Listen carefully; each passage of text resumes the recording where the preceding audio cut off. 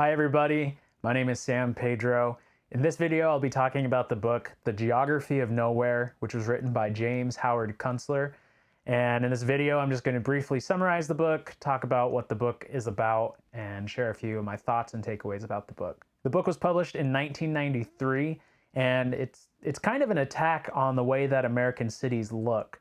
And so it can kind of be summarized with, the question, why do European cities, they have character, why do they look beautiful, and why do American cities not have that same look and character? The book starts off by talking about the history of American architecture and building design, really explaining why we built the buildings we built and kind of the reasoning behind it, why they looked this certain way, starting with the first American colonies, kind of how they set up their town, why their buildings looked the way they did, and walks you all the way through kind of the changes in American thoughts and attitudes towards building design. It then introduces the automobile and what effect cars had on the way Americans built and designed their cities. Because for the first time in history, you didn't have to work within a walkable distance to your work.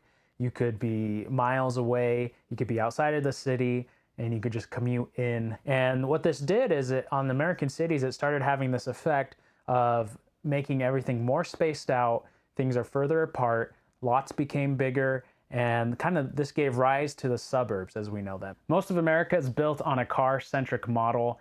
And so the theory is if you remove the car, a lot of our suburbs and the places we live and work won't function right because they're car-centric. You have to have a car to be able to live in this environment. So one of the main takeaways from the book is that this car-centric model is not sustainable, and that we've built these cities based on unlimited growth, the ability to have unlimited resources, but we live in a finite world. And so Kunstler makes the argument that at some point we're not going to be able to have oil in such abundance as we have today, which will make the car harder to have in our society. And then all of our suburbs and these cities we've built will kind of collapse in on themselves.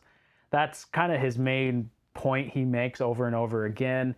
And I will say this book is full of some pretty extreme views similar to that. But yeah, so that's one of the main things he's trying to say. The book then talks about kind of case studies in America of ugly cities versus not so ugly cities. So he looks at Atlantic City and like Disneyland, Disney World, and kind of these suburbs that we built and kind of why they look this way and why they're ugly to him.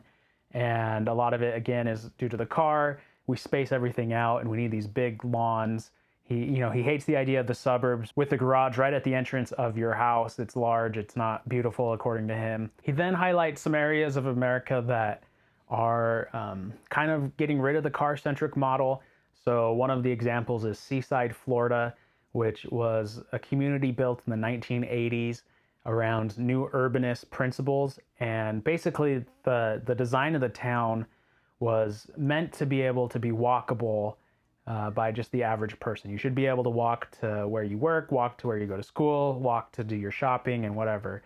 And so that's kind of the community that was designed for Seaside, Florida. It's done really well, it's thriving, and he just kind of walks through some of those principles that were used to create these communities. Another argument he makes is that as we adopted, capitalism and the car, we kind of divorced ourselves from the land. So we no longer lived on the land and worked our own plot of land, raising animals or vegetation or anything like that. And once we remove that element, he kind of makes the argument that our cities started becoming ugly because we weren't as married to the land anymore. We could just uproot and move anywhere. We didn't really care to keep things beautiful and having a unique and clear vision throughout the cities. And so he talks about how and why he believes that has also aided in our cities, which are not as beautiful. That's basically what the book's about. As I mentioned, it's pretty extreme at times. There's some pretty unique views, I guess, in this book. But overall, I found it really interesting. And I like this book because it really made me think about where I live, why where I live looks the way that it does, what forces caused, you know, my neighborhood to take on the character and the style that it has. I found that really fascinating. I mean, it made me not want to live in the suburbs ever.